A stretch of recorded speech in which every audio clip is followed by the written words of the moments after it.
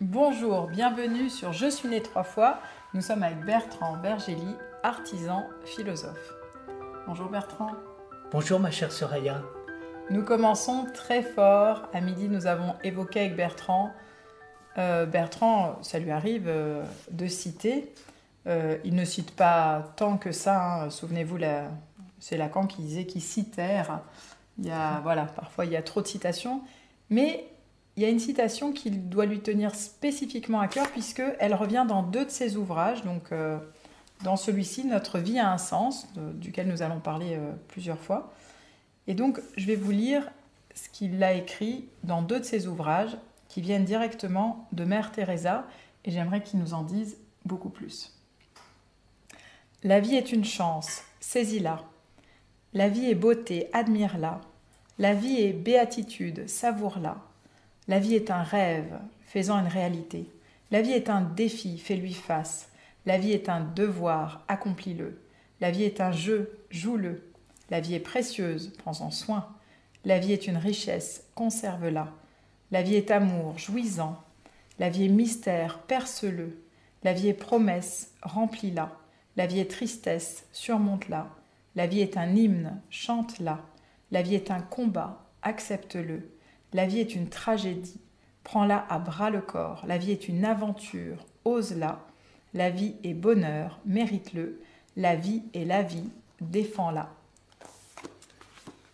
Ben voilà, il y a tout. Il y a toute ma philosophie, il y a tout ce que j'aime la vie. Pourquoi j'aime la vie? Parce que la vie est un souffle créateur à l'extérieur de nous, mais c'est un souffle créateur en nous. Et par la vie, nous pouvons aller de l'intérieur dans l'extérieur et le transcendant, du transcendant dans l'intérieur. Et quand je suis dans la vie, je comprends ce qu'est la philosophie. C'est-à-dire qu'il y a pour nous deux vies. Il y a la vie concrète, matérielle, dans laquelle on fait un effort pour survivre. Et puis, il y a la vie libre, la vie qui existe vraiment. Et la vie qui existe vraiment, c'est la vie qui me parle, c'est la vie que je vis, c'est la vie avec laquelle je dialogue, c'est la vie qui n'arrête pas de m'enseigner, c'est la vie qui ouvre tous mes sens, toute mon intelligence. Qu'est-ce que c'est que penser? Penser, c'est vivre, vivre vraiment. Pas simplement vivre pour survivre, vivre pour habiter la vie, vivre pour être habité par la vie. Et dans cet extraordinaire poème de Mère Teresa, il y a tout.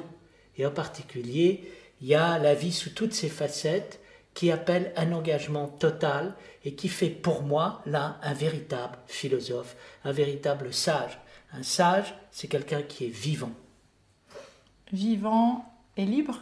Vivant et libre.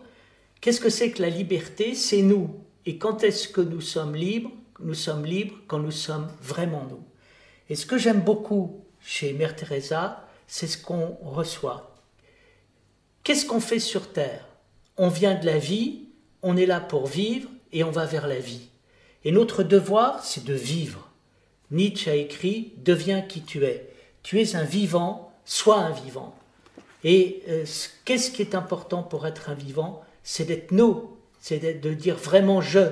Et qu'est-ce qu'un homme libre? Un homme libre, c'est quelqu'un qui dit vraiment « je », c'est quelqu'un qui est vraiment lui.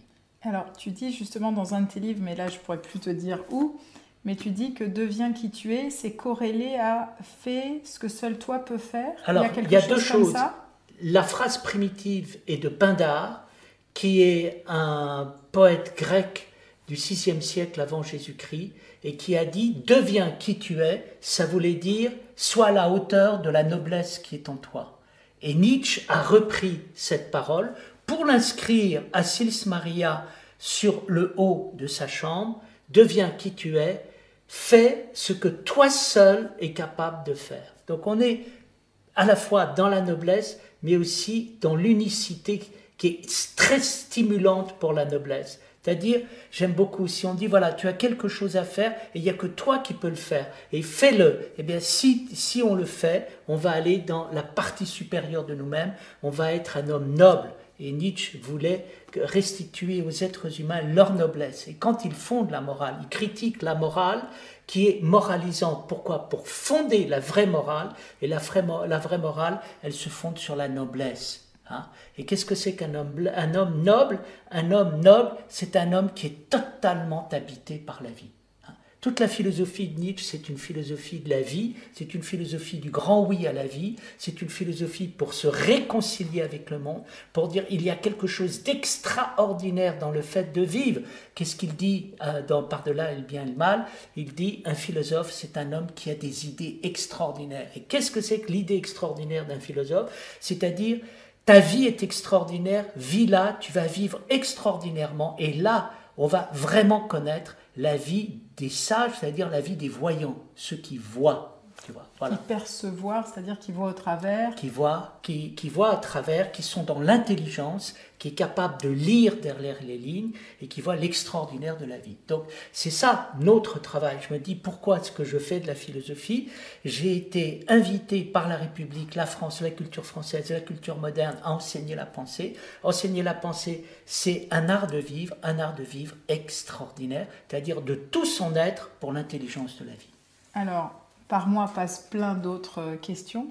Je pense à un patient que j'ai rencontré il y a des années. Il était sur son lit d'hôpital et il me disait, je lui dis, je suis contente de vous voir. Et il me dit, je vois pas pourquoi, je sers à rien. Et pour lui, il avait perdu le fait d'être allongé pendant plusieurs mois. Il voyait plus sa noblesse, c'est-à-dire que cette vie extraordinaire, pour lui, elle n'avait plus rien d'extraordinaire. Qu'est-ce que tu pourrais nous transmettre dans les temps d'épreuve où je pense que cette notion d'extraordinaire, elle n'est pas si simple. C'est-à-dire, c'est pas faire ou vivre des choses extraordinaires, c'est vivre, peut-être je me trompe, tu me corriges, mais vivre l'extra aussi de l'ordinaire. Alors, je pense que j'ai toujours dit que chacun a une mission à faire dans ce monde. Et parfois, la mission de certaines personnes, c'est d'être un malade. Et on peut être un malade banal, on peut être un malade angoissé, on peut être un malade en colère, on peut être un malade extraordinaire et de l'intérieur de quelque chose qui ressemble à rien, transformer le monde autour de soi. C'est-à-dire, il y a des êtres à l'hôpital qui sont tellement rayonnants qu'ils remontent le moral à leur famille, aux gens qui viennent les soigner, aux personnes qui passent. Et tout d'un coup, on fait exploser les murs de l'hôpital. Et donc, il y a des gens qui ont découvert cela en prison. Ils ont fait des erreurs, des fautes dans leur vie, ils se sont mis à vivre dans leur vie en prison et parfois sont devenus des êtres qui ont totalement changé de vie et tout d'un coup, ils ont fait éclater les murs de la prison. Il y a des gens en camp de concentration qui ont vécu la même vie. Alors, qu'est-ce que c'est que l'extraordinaire? L'extraordinaire, c'est vraiment effectivement de l'intérieur de quelque chose de l'ordinaire, quelque chose qui n'est pas ordinaire. Et qu'est-ce qui n'est pas ordinaire? C'est les trésors, la richesse qu'il y a à l'intérieur de la vie et qui est inimaginable. J'aime penser, tu me dirais, quelle est ma philosophie de la vie? Ma philosophie de la vie, c'est qu'on n'a encore rien vu. C'est qu'il faut se préparer à vivre. C'est que nous n'allons pas vers la mort, nous allons vers la vie. Et il ne faut pas s'inquiéter de ce qui arrive parce qu'on n'est pas encore né. Et donc, on ne va pas se demander si le problème, c'est de mourir. On va poser le vrai problème, c'est le problème de naître. Et le problème, c'est d'arriver dans la vie.